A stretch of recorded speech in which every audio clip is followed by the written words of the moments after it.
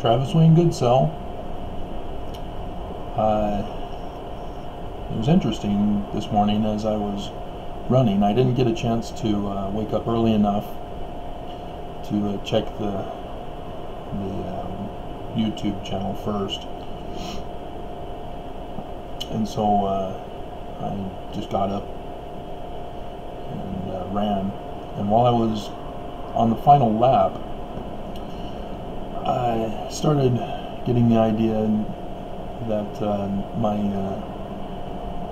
video, Russell M. Nelson Steals Mormon Money for Food, was going to do well. And so I came back, checked YouTube, and no, it was not doing well. And so I thought, well, and so I did Coronavirus Fast Sunday, Mormons without food give LDS church money. And that's done well.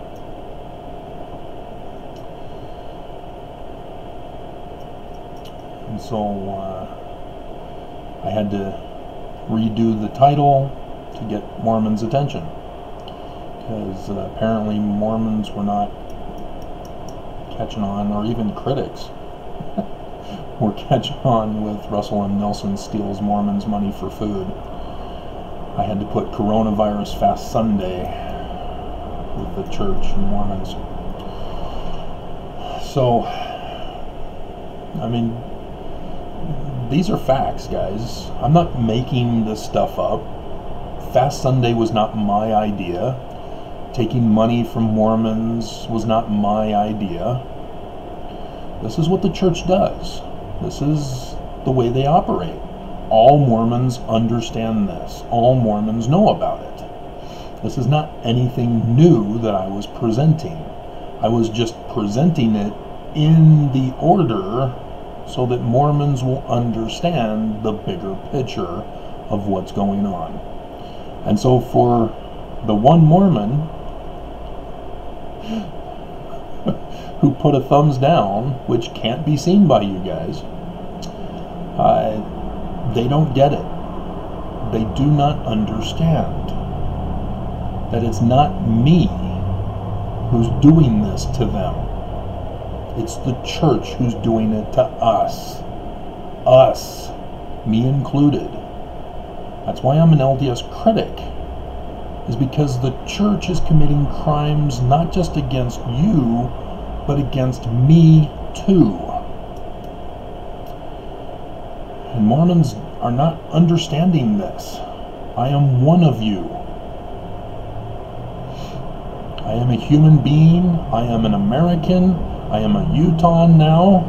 I guess after moving here since 1996, I'm supposed to be considered a Utah. I have a Utah ID with Utah residency status that was put on the census that I submitted already. I am Utah. I am Mormon. Born and raised, 50 years. And so this isn't something that I wanted. I wasn't born hating the church. You know, we're supposed to hate wickedness. Hate the sin, love the sinner. But you don't love the sinner by allowing them to commit sin, because sin is taking away other people's rights to life, liberty, and property. The three main features in the Constitution, which both parties, the Democrat and Republican parties, refuse to accept, as they fight between each other as to whose platform is going to replace our Constitution. And so we're in Armageddon. I've been warning about the signs. Prophets haven't. They were supposed to do it. They didn't. I did. I recognized it. I warned you. Just like the prophets have not released any new translations of the Bible, of of ancient documents. There's a whole bunch of Egyptian stuff available. They got back the Joseph Smith papyri, but they aren't doing anything with it. They're refusing to do anything with it and ordering us not to pursue what they claim is their right. And they're refusing to do anything with it. And so I'm the one who deciphered Paleo-Hebrew. I'm the one who deciphered Egyptian petroglyphs. I'm the one who discovered that the Bible is to be correctly translated from Egyptian petroglyphs. And the plain and precious things that were taken out of the book of the Jews from the Egyptian documents, they're all there. The passage talking about Zenoch and Zenos and Neum, all prophesying about the Christ. What language is the Book of Mormon written in? The specific passage was Nephi's record, Egyptian. What record are they referring to? The brass plates. Which language was the brass plates written in? Egyptian. Guess where we can find those fulfilled prophecies, or where we can find those prophecies in the Book of Mormon? Egyptian documents. I found them. I shocked my Elders Quorum president when I told him that. And he refused to accept and believe it because I was not President Monson. It was Monson at the time when I told him.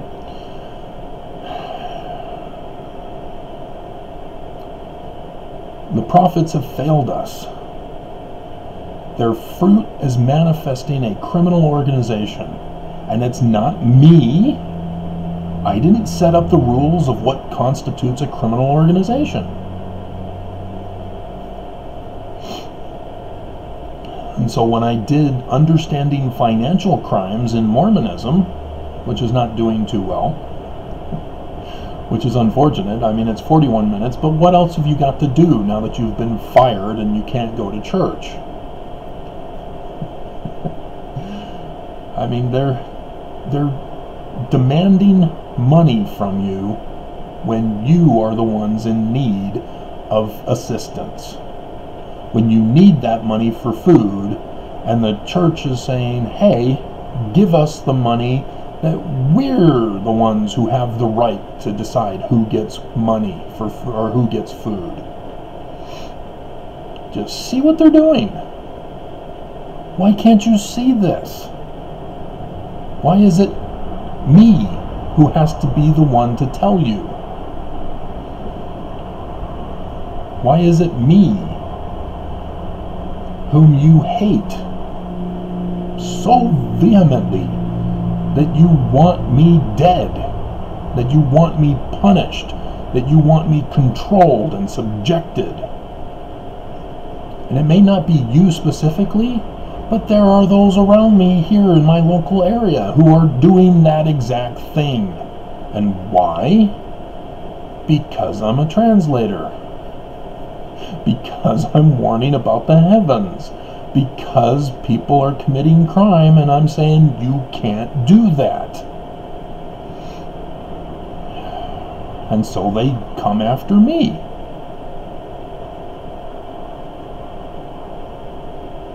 I'm not doing anything to anybody.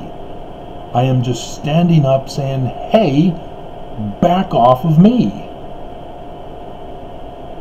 And they don't like it. The church lawyers, whom I'm suing, the church, the lawyers sent me a death threat through the local people here who are included in the lawsuit. Under RICO, all Mormons or associates, as it's called under RICO, whatever they do implicates the boss, which are the leaders of the church. Nelson, the 12 apostles, the 70. They're the corporation that I'm suing. And it's not because I'm an antichrist apostate who hates the church and hates God, who hates the Book of Mormon. It's because they committed crime against me. I have no choice. I'm not going to just lay down and die. I have to stand up and fight.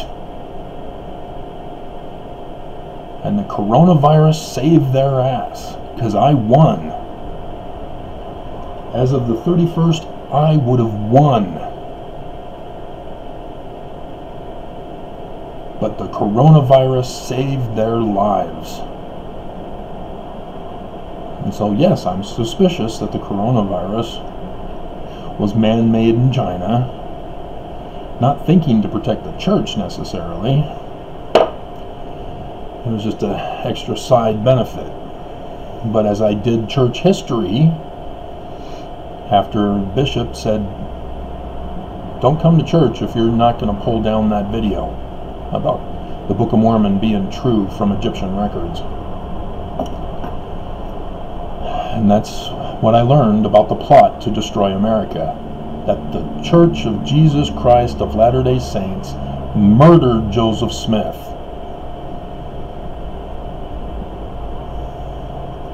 So that they could be a part of the takeover of America. And that's not me, guys. That's history. That's our history. Our church history that the church has covered up, lied about, deceived us, withheld information. And they're still doing it today. They cannot tell the truth. Why? Well, they're guilty of treason. And when you Mormons support and defend the church, you too are committing treason against America. You have betrayed mankind. You have betrayed America. You have betrayed the Constitution. You have spit on the grave of Joseph Smith. You have betrayed your God. It's you guys.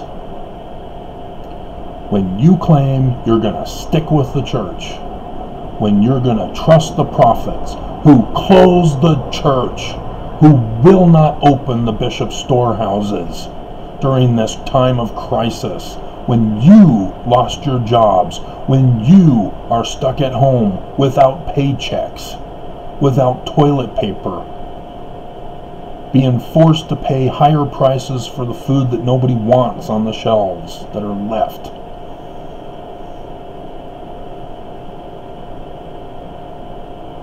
What line will the church cross when you finally wake up, when you finally realize that they are conning you? They've scammed you. They have destroyed your life by holding you hostage, holding you bondage to every word they order. They have manipulated your life. They have brainwashed you.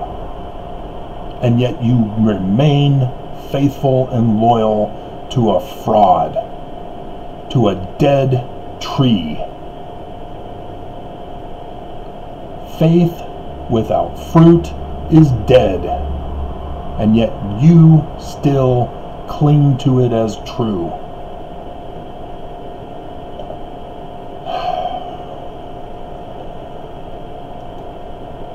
What is it going to take, Mormons? When will you realize? Because if it's your last dying breath, it's too late. Wickedness never was happiness. The devil does not support his own.